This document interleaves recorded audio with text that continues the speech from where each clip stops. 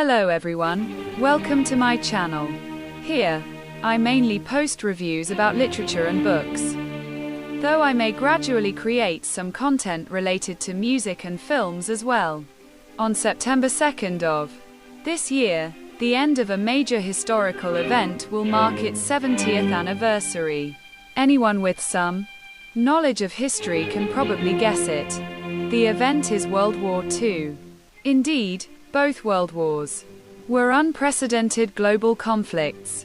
The First World War, being truly without precedent, gave countless writers and artists endless inspiration. Among the literary works depicting those 4 years, my favorite is All Quiet on the Western Front, because it presents the perspective of German soldiers and shows that the true victims of war are ordinary innocent people, regardless of their nationality. Similarly, the longer and more devastating Second World War also gave rise to many works of great artistic value. Among them, I particularly enjoyed the book I'm introducing in this video, because it vividly portrays the thoughts and actions of people from different social classes living in France during World War II. This book is Suite Française by Irène Nemirovsky. Nemirovsky was a Russian-born Jew, born in Kyiv in 1903. She grew up in a wealthy family, was a brilliant student, received a solid education, mastered several languages, and was gifted in writing. Her beloved father was always away doing business, rarely spending time with her, while her mother, resentful after losing her youthful beauty upon giving birth, bore a grudge against her daughter. So, though Nemirovsky had material comfort and intellectual resources, she lacked the affection every child deserves. In 1917, when Russian Communist Revolution started, her family was forced to flee and eventually settled in France. There, Irène began to publish short stories, participated elite social events, and met her husband, Michel Epstein. However, on the eve of World War II, during the rise of anti-Semitism, her husband lost his job, and she herself could no longer publish. She clearly saw that her people faced a dark future, since she could not obtain French citizenship. No matter how talented she was or how admired by publishers, she could not escape the fate of deportation to a concentration camp. In August 1942, she died in a camp.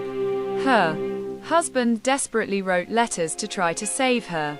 These letters are fully preserved in the appendix of Suite Française. Through these letters, readers can feel his helplessness and despair. Sadly, not only could he not save her, he also could not protect himself. In November of the same year, Michel Epstein was deported and killed in a gas chamber. This book was only published many years after Nemirovsky's death, thanks to the efforts of her elder daughter. After their parents were sent to the gas chambers, the 2 daughters were hidden away by a governess, constantly moving from place to place. Along with them, they carried a suitcase containing their mother's manuscripts. Many years later, the elder daughter finally decided to open it, and discovered an unfinished novel that was almost decipherable. At first, she did not dare to read her mother's writing, fearing it would reopen wounds she had barely managed to heal.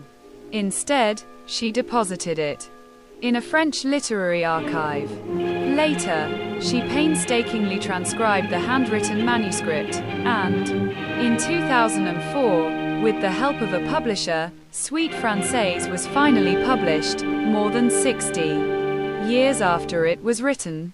Now, let me briefly introduce the story.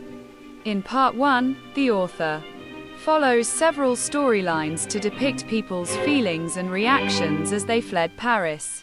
These include a devout family reluctantly forced into exile, a writer living in the glory of his past, along with his mistress, a couple escaping with the husband's bank employer, a wealthy antique collector, and so on.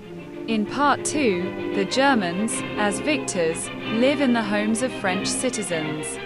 The surviving women in these households begin to notice that these young soldiers are, in fact, rather kind, and some even develop feelings for them, especially since many of them are dissatisfied with their own marriages. Now let's look at some characters from Part 1. The Perricond family had been rooted in France for generations. Devout and wealthy, with the father and eldest son working in religious service, they also ran charitable projects. But the war forced them to flee, and scarcity made them reconsider their commitment to charity.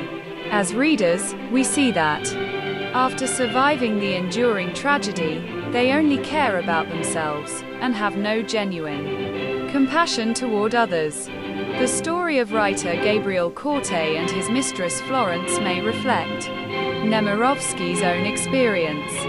Like her, Corte lived a privileged life among elites. His mistress ponders over whether to save his manuscripts during their flight, just as Nemirovsky's daughters carried her own manuscripts in hiding. In the novel, Corte, once wealthy and arrogant, demonstrates his inability to endure hardship, throwing tantrums over trivial inconveniences like the lack of a proper room. Florence, meanwhile, only stays with him for his wealth and reputation. If Corte lost everything, she would have left him. Why shouldn't she? According to Nemirovsky's sketches of the novel, she planned to develop Corte into a figure who would opportunistically side with whichever group offered him personal advantage. The Micords, a Parisian bank clerk, and his wife, are ordinary people with a son named Jean-Marie serving at the front. They wish only to live quietly, cherishing their modest home. War shatters their peace, but unlike the privileged, they do not complain right away. They accept reality with resignation. Yet, because they belong to the powerless lower middle class, they are among the first to lose their jobs and livelihood when the bank makes cuts. Charles Langlet, a middle-aged antique collector, is accustomed to luxury. Weak in health and dismissive of those beneath his class, he cannot adapt to the sudden chaos of war. Forced into dishonest acts, he survives, only to become stingier and more obsessed with his possessions, indifferent to human suffering. His death later on goes unmourned, just as he never truly cared for others during his lifetime. None of the characters in Part 1 are truly poor. Before the war, they all lived comfortably in the middle or upper classes. Yet war struck them hard, sometimes as severely as it did to the poor. Many wealthy people, unprepared for disaster, saw their accumulated fortunes vanish overnight. Nemirovsky captured the rawest emotions of the people, rich or poor, when catastrophe struck. Yet ultimately, as the saying goes, a dead camel is still bigger than a horse. The wealthy always have more means to recover. This book review will be continued.